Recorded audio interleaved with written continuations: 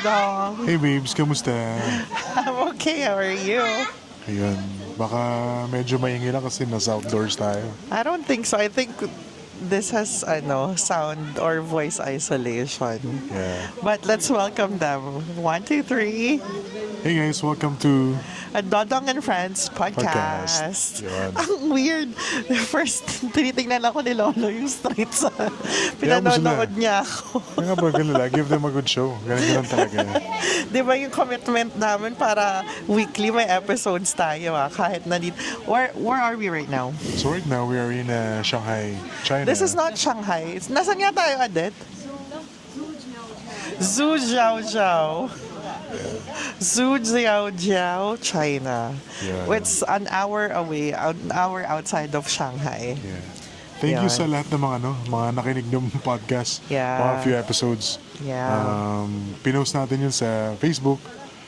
Tapos sa TikTok, YouTube. YouTube. Tsaka I think sa Spotify na rin.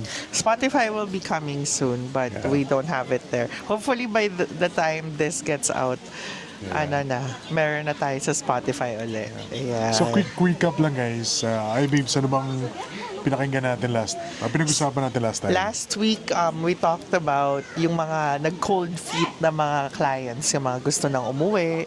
Ganyan, nag-iba na yung isip nila. Parang feeling nila Canada's not for them. So, again, to piggyback on that topic, this week, we want to talk about decisions that ano ba yung bearing ng decision mo? So, will your decision matter 5 years from now? Yun. Decision na pagpunta ng Canada. Decision ng pagpunta ng Canada or decision na meron tayong guest. This is really live in action. Raw tayo ngayon. In Live in public tayo action. nagpa-podcast. Anyway, what do you call this? So, yung decision mo ba magmamatter 5 years from now?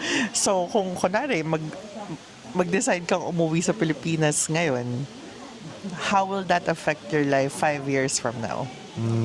Okay. Yun yung pag-uusapan natin ngayon. Yeah. Okay. Do you ever tell your clients that? Yung iba naman, depende Na sa... sinasabi mo na, okay, kung gusto mo umuwi, but like, how is this gonna affect you 5 years from now? Yeah.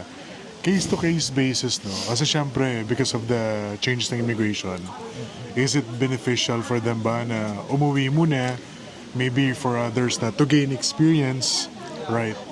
And then come back. Maybe not necessarily 5 years na to stay there. So for example, di ba, we know somebody na she found an employer sa Canada, pero wala talaga siyang experience at all. Pero gustong-gusto siya ng employer. So yung strategy namin doon is, kaya kasi nasa Canada siya as a visitor, sabi natin is, go back home muna, get your experience, get your certification, kasi she will be a caregiver. Oo. So yung isa sa mga desisyon niya, uwi ka muna, then gain your experience, then come back sa Canada na meron ka ng work permit. So that's one example. So yun nga, it's an advice that you're taking now that will affect your future in 5 years, diba? That's right. Oo. Or in less than 5 years. Oo. Meron namang iba na talagang, they really want to stay in Canada. Pero yun nga, kung wala silang, kung hindi sila mag-eligible sa specific requirements, then minsan, the best thing to do is to go back home muna and then do whatever is necessary, then apply to go back sa Canada, yun. I see. Yeah, so, well, that's good kasi yung topic mo is they're taking steps to stay or to go back to Canada. What if naman the other way around? Like, what if nga yung parang topic natin last time na gusto na nilang umuwi? So, how will that pan out in their life na pag nasa Pilipinas na sila? I guess, you can do the pros and the cons, diba? Kung uuwi ka ng Pilipinas, ano ba yung pros? So, makakasama mo uli yung family mo. That's one. Ganyan. Ano pa? You can even, Upgrade your skills. upgrade your Ayun, skills, diba? continue a career, Continue a career. or maybe establish a business. Oo. Or maybe, there's other opportunities sa ibang bansa din. Oo, baka Australia, diba? Ganyan. Or UK, ganon. You just never know kasi what happens eh. pag umuwi sila, right? Oo. Pero yun nga, if you make a decision, maybe always factor in na, will this matter? Will this decision matter? Will this alter my future? And if so, how so? Will it positively or negatively change? Yeah. Pero also, you know what's weird, Dodong? You can always, there's that mindset na you can always change your situation for the better. Sa mindset, 'di ba? If you're just a genuinely positive person, lahat na lang ng positive syempre makikita mo. So parang Of course. uuwi ako, sige kasi ganito naman. So positive. Pero kung talagang negative ka, uuwi ako, kaso ganyan, ganyan, ganyan, di ba? You can always sulk on the negative. That's right. And Mindset we can, ba? So mindset lang ata pala to. We can't, kumaga syempre, yung pag-uwi nila, it's heavy kasi may pinagdaanan, no? Pangalawa, you really wanna... Hindi kasi yun yung plinano nila eh. It's not the That's future right. that they saw themselves in. Yeah, maybe, I always truly believe na, may superpower up there saying na maybe go home muna. Oo. Maybe Canada is not for you, right? Or maybe let's recalculate Or yung maybe ano. there's like a better pathway. Kasi malay mo, pinipilit mong maging contract worker. Like, Yeah. di ba, maging worker. Yeah. But, what if the path for you is really straight to PR? That's right. Diba? May What mga if ano, may- eligible ka naman? You just gotta give it time. You just have to wait for a couple years. For Yeah. like a year. And then pag the time you get here, it's your permanent. Not here. In Canada. Canada. Permanent resident ka na. Way back mga 2014, yung maraming pinauwi na mga contract workers, they've stayed in the Philippines for 3 or 4 years. Tapos saka sila nakabalik. And then pagkabalik nila, actually marami ako nakausap na yung iba nakapag-lodge na for their PR, yung iba PR na. Actually, di ba yung Yeah. time naman ng parents natin, normal naman yung waiting time na 4 or 5 years. Yeah. Ngayon lang kasi with like the emergence of social media and everything's instant, like deliveries instant. Everything, like people want everything instantly. So they find ways to come. Pag naisipan nilang magpunta ng Canada in like a couple months, in like a few months, gusto nila nasa Canada na sila. Kaya nawala na yung purpose of waiting for PR. Wala, naisip na nilang mag-come through student, naisip na nilang, 'di ba? Pero dati naman yun talaga eh, 'di ba? Yeah. Parang maghihintay ka talaga ng 4 years, 5 years for your PR residency to come out. Yeah. Yun. Meron din tayong nakausap na lately lang, hindi natin mamangit yung pangalan. Pero she has been really qualified to go to Canada naman. Okay. Pero nag-decide siya na, you know what, I rather stay in the Philippines than go to Canada. Oh, really? Why? What's her decision? Well, there's a lot of factors. Kilala mo siya, babes. Siya yung may hawak ng camera natin. Di ba? Yeah. May mga situations din Yeah. na we've tried to push for Canada, pero it just won't work out sa current situation niya. Kasi nga, ito Diba? yung classic case of you can't want something for someone if that person doesn't want it. You can, pwede mong i-push na mas maganda to sa'yo, pero kung siya mismo ayaw niya, mahirap yun. Exactly. Let that person live their life. Exactly. And So may mga let factors it na ganun. pan out the way it should be for them. Yeah, may mga factors na gano'n na hindi lang siya. Kunyari, maganda naman yung career nila sa ibang bansa or sa Pilipinas. So maybe Canada is not really for them kasi talagang maganda na yung career niya. O pangalawa, maybe kailangan siya ng pamilya na doon to be there. Di ba? So hindi lang siya basta-basta na papunta ng Canada just because na greener pasture sa atin. Yeah. Right? So there's so many factors even if Yeah. you're really, really qualified. Yes.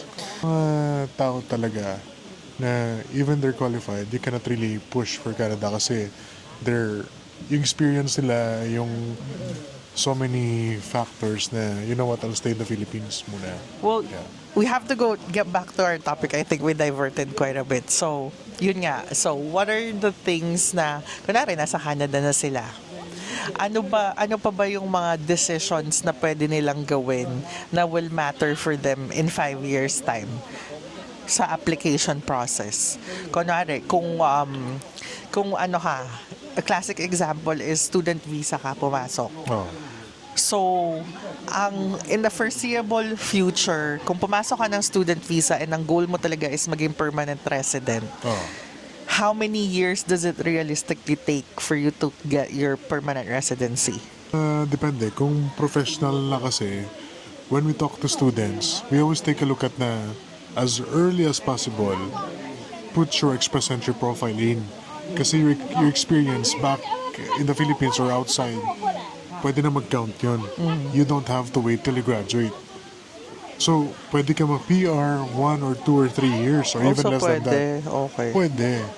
Meron namang iba na mga estudyante na wala talagang experience, so they have to gain that experience after they graduate. You know, hindi natin masabi, pero right now kasi napaka taas ng draw ng score. For example, for Canadian experience na nasa 509 yung draw. Yeah. I know that, 509. Yeah, 509. Kaya hindi lahat naabot yun. So yung iba, it may take them longer. Oh. Kaya we always tell sa mga students, babes, na if you're going to apply for study permit, always take 2-year program. Kasi 2 year Kasi 3 years will yung give you 3 work years permit. post-grad work permit. Yes. Yeah. Okay. See, that's 5 years precisely, 'di ba? So ganun. So in 5 years, realistically, yun yung goal mo to become PR. Correct. Yun. Yun yung end goal talaga. Oo. And parati kong sinasabi sa mga clients namin, even before we push for study permit, if we can Tingnan maximize muna natin first yung sa PR, ibang mga PR pathway, Yeah. you exhaust Speaking that of first. that, paano ba nagkaroon ng explosion of Student. yung students coming into Canada during the pandemic, 'di ba? Oh. So, anong nag-trigger doon? Well, una, kasi if you apply for PR, kasi that takes a long time. And syempre, alam mo naman, during pandemic, everybody wants to get out of, Yeah. the Philippines. Example. Yeah, everybody wanted to get kasi parang yun talaga feeling ko nung pandemic nagkaroon ng surge ng tao na gustong mag-migrate maybe because of the frustration kung paano na-handle ng Pilipinas yung pandemic, maybe. 'Di ba? Or marami silang realizations na kasi ang health ang tinamaan nung pandemic eh. Yeah. And nakita yung mga cracks sa healthcare system ng Pilipinas. So, siguro yun, nagpanic. Not naman nagpanic. Nagkaroon ng realizations yung tao na okay, maybe there's a better system somewhere else. There's a better system in Canada. Yun talaga. Abroad. So, nagkaroon ng surge ng mga tao na nagpunta ng Canada through student visa because it's the easiest path to get in. And it was sold to them na easiest path to get your permanent residency. Easiest and possibly could be faster way. It's faster, but it's very, very, very expensive. Correct. And that is why when we talk to our clients, Yeah. parang kasi sabi na study permit could always be, secondary option kasi exhaust nyo muna. Pero yung iba naman kasi, nagmamadali na umalis. Mamadali kasi Kung sila. ikukumpara mo yun, babes, sa study permit kasi, sure, you could be here faster. Pero, you have to spend that money towards tuition fees. Though, kasi yun ngayon, we're focusing on yung negative na kasi mahal, ganyan. Mabilis pero mahal, mabilis Yeah. pero mahal. Pero, at the same time, if you look at it on the positive side, at least, graduate ka, meron kang diploma ng Canada, diba? So, it's easier for you, I guess, to get into your line of work. That's right. Diba? Mas credible ka i-hire ng companies kasi nag-aaral ka dito. Yeah. Diba? Tapos, makikick in agad yung free healthcare mo. Oh, Yun, yeah. Oh, diba? yeah, Yun yeah, na lang. yeah. Yung mga- Nag-tuition ka, pero yung family mo, if you brought your Free family, education. diba? Free education yung anak mo, Yes. free healthcare yung Free anak mo, healthcare. yung asawa mo. So I guess, there's pros and cons Pros to and cons, no? many things in And life. kaya nga, when you plan, aside from your own planning, it would be nice to consult talaga an expert to really help you guide. Oh, kasi lahat to ano to parang tailored to your own situation 'di ba? Correct. Hindi naman namin pwedeng I mean Dodong, hindi naman niya pwedeng i-generalize na etong situation ng isa, parehas lang ng isa. No, ng I isa. get. Yung parang, kumbaga, parang a-attend ka ng seminar, tapos pag may narinig ka doon, tapos i-apply mo na agad sa sarili mo. Yeah. Those seminars are very informative because you do seminars too in the Philippines, yeah. di ba? It gives you information as well. Pero, if you're really like, yung talagang sure ka na nag-decide ka na okay, I'm gonna migrate. Maybe do a one-on-one consultation with a professional. Tsaka yung professional talaga that really cares. Oo. Kasi may mga client tayo, Bibs, na I Yeah, even tell yun them na, rin. you know what, maybe just stay there kasi you're better off dyan ka lang muna. Para lang naman kayo mga doktor. Pumunta ka sa doktor na hiyang ka. Yeah. Kasi di ba meron, Kasi- hindi, may mga doktor, ito wag na natin i-sugarcoat. May mga doktor sa Canada na pupunta ka doon pa, tapos parang general lang, check. Wala pa 5 minutes, tapos na yung check-up mo. Di ba? Parang, Yeah. ano mo naman, tingnan mo naman yung detalye na, di ba, maybe you're missing a detail on like my health or something. Ganon Yeah. rin sa mga consultants, di ba? If they allow you to speak, if they listen to you, and they don't preempt what you're about to say and like tell you na, ito na lang gawin mo without having you say everything, that's a good sign. Pero kung tinigil ka nila sa pag-explain mo, tapos sabihin nila, ito na lang, mag-student visa ka na lang, ganyan. Maybe think twice about that. Yeah, you really have to, you really have to put yourself sa shoes ng client Hindi, yeah, sure, Canada is good, no? Pero sometimes you have to, So it's a whole well-being of a person that you're, Oh, yeah. 'di ba? Kasi yung simpleng advice mo can change the person's trajectory That's in the right. next 10, 20 years. So you really have to care for them. You really have to think of what's best for them. kaya yung ano talaga, yung We have another guest in our video. Anyway. yung planning talaga na Oo. na pagpunta ng Canada, it has to be really thought properly. Yung pag-uwi, maybe there are really a lot of factors bakit uwi na yung mga tao, right? At the end of the day, I always truly believe, babes, na kung andito na, try your best to navigate towards PR. Kung wala man talaga, then at least you tried. Yeah. Diba? At least hindi ka, yeah. Yeah, and it's nice to, get as many information as you can, talk to a lot of people, kasi you can have a solid decision towards kung ano man. Ngayon, maybe yung pag-uwi mo ng Pilipinas, sure, mabigat siya, hindi ka ready, pero baka yun talaga yung destiny mo. Yeah, yun talaga Diba? yung will ni Lord. Yun talaga yung will niya. Mahirap kalabanin ang will ni Lord. Oh, of course. At So, kung pababalikin ka man, it will maybe happen. it's for a better, Yeah. ano. Ang hirap sabihin kasi syempre yung kita dito sa Canada at kita sa ibang bansa magkaiba. You know, that's a good Ang hirap talaga. that's a good topic that we can talk about for next episode Yes, because just recently we were having a conversation about yung kitaan. Yeah. Kung kumikita ka na ba ng ganito sa Pilipinas, pupunta ka sa Canada to start over, tapos naubos lahat ng income mo and all of that, is it worth it? Basta, we had a Yeah, sa next, conversation yeah. with my cousin just the other day about this. So, this will be a good conversation to have. Yeah. Na kung professional ka na sa Philippines, kumikita ka na ng ganitong amount, tapos pupunta ka sa Canada, kikita ka ng minimum wage, Yeah. and then you're gonna end up paying for rent because sa Pilipinas, libre na yung tirahan mo kasi may bahay kayo. Ngayon, magbibili ka uli ng kotse, tapos mahal na naman yung mga bilihin. Start over again. Start over. Is it worth it? Is it something that you'll do all over again? And some So, yun. people will actually say no.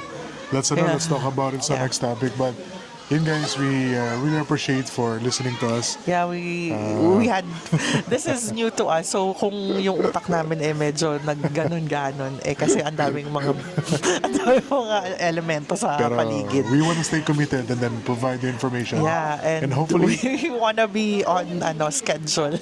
naka-touch kami sa mga puso nyo, naka-inspire kami. And if you really want the proper advice or appointment, let us know. Dream Big Radong B.